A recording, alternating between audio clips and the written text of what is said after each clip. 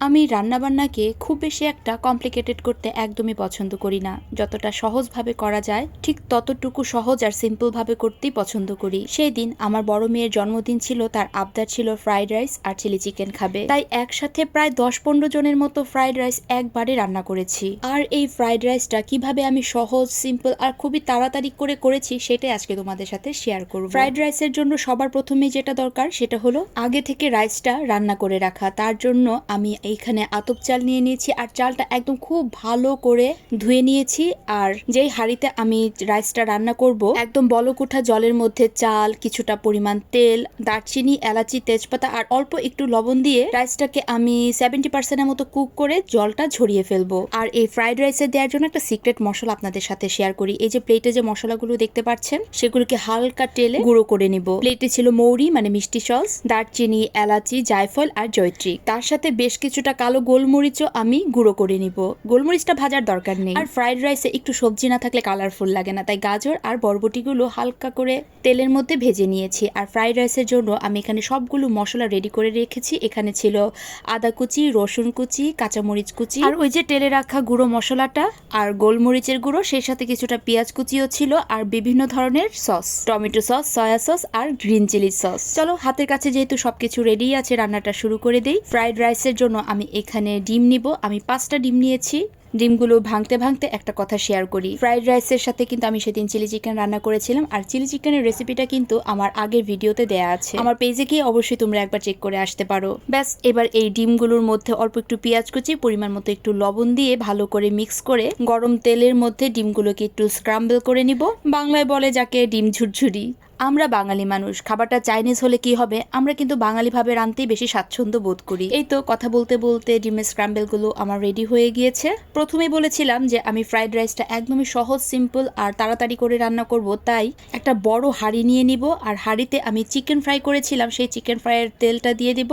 সেই সাথে দিয়ে দেব রসুন কুচি, তারপর দিয়ে দেব আদা কুচি, তারপর দেব হচ্ছে পেঁয়াজ কুচি। এগুলোকে একটু ভালো করে লাল লাল করে ফ্রাই করে এখানে আমি কিছু মুরগির মাংসের কিমা দিয়ে দিলাম। মুরগির মাংসগুলো একদম ছোট ছোট করে দিয়েছি যাতে সেদ্ধ হয়ে যায়। আর এগুলো কিন্তু আমি একটু আদা, রসুন, সয়া সস দিয়ে মেখে রেখেছিলাম কিছুক্ষণের জন্য। এই দেখো, মুরগির মাংসটাও কিন্তু আমার ভাজা হয়ে গিয়েছে। আর ওই যে সবার প্রথমেই আমি ফ্রাইড রাইসের জন্য রাইসটা রেডি করে রেখেছিলাম। রাইসটা আমি একটা বলের মধ্যে, মানে একটা বড় গামলা বা বলের মধ্যে ফ্যানের নিচে ঠান্ডা হতে দিয়েছিলাম, তাহলে রাইসটা একদম ঝরঝরে থাকে। আর চিকেনের সাথে রাইসটা আমি অল্প অল্প করে মিশাবো, তা না হলে রাইসগুলো একদম ভেঙে যাবে। দেখতেই পাচ্ছ, প্রথমে আমি একটা ব্যাচ একটু করে দিলাম, মানে অল্প অল্প করে রাইসটা দিয়েছি, তারপর আমি সবগুলো জিনিস একসাথে মেশাচ্ছি। আমার মোটামুটি রাইসগুলো মিশানোর হয়ে গিয়েছে। এবার আমি ডিমের ঝুরঝুরি বা ডিমের স্ক্রাম্বলগুলো দিয়ে দিলাম গাজর কুচি, তারপর দিয়ে দিলাম বরবটি কুচি। এরপর একে একে ফ্রাইড রাইসের মধ্যে সবগুলো সস দিব tomato sauce, soya sauce, green chilli sauce, গোলমরিচের গুঁড়ো, সেই সাথে ওই যে তেলে রেখেছিলাম মশলার গুঁড়োটা, সেই মশলা গুঁড়োটা দিয়ে দিব। তেলে রাখা এই মশলার গুঁড়োটার জন্যই কিন্তু ফ্রাইড রাইসটা খেতে এতটা সুস্বাদু হয়। যেহেতু আমি অনেকগুলো মানুষের জন্য ফ্রাইড রাইসটা রান্না করছি, তাই একটা হাঁড়ির মধ্যেই ফ্রাইড রাইসটাকে আলতো হাতে ভালো করে নাড়াচাড়া করতে থাকবো। এবার পরিমাণ মতো কিছুটা চিনি আর লবণ দিয়ে দিলাম।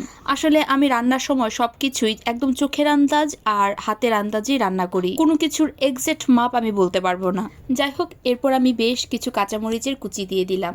এবার এই ফ্রাইড রাইসের সাথে আর কোনো কিছুই মেশানোর নেই। এবার রাইসটাকে একদম সবকিছুর সাথে ভালো করে ভাজা ভাজা করব। একদম আলতো হাতে রাইসের সাথে সবকিছু মিক্স করতে থাকবো আর একটু ধৈর্য সহকারে এটা করতে হবে। আমি রাইসটাকে সবকিছুর সাথে মিশাতে থাকি। এবার আমাকে বলে ফেলুন তো, আমার এই ভিডিওটা কারা কোন জায়গা থেকে দেখেছেন, স্পেশালি ময়মনসিংহ থেকে কারা দেখেছেন, অবশ্যই কমেন্ট বক্সে জানাবেন। এই যে কথা বলতে বলতে কিন্তু আমার ফ্রাইড রাইস রান্না করা একদম রেডি। আপনারা একদমই ভাববেন না যে রাইসটাকে আমি নাড়াচাড়া করতে করতে একদম ভেঙে ফেলছি। খুবই সুন্দর আর খুবই ঝরঝরে হয়েছিল, খেতেও হয়েছিল কিন্তু দুর্দান্ত। যেহেতু আমার বড় মেয়ের জন্মদিনের জন্য রান্না করেছিলাম, সেদিন আমি ফ্রাইড রাইসের সাথে একটু চিকেন ফ্রাইও করেছিলাম আর চিলি চিকেনও করেছিলাম।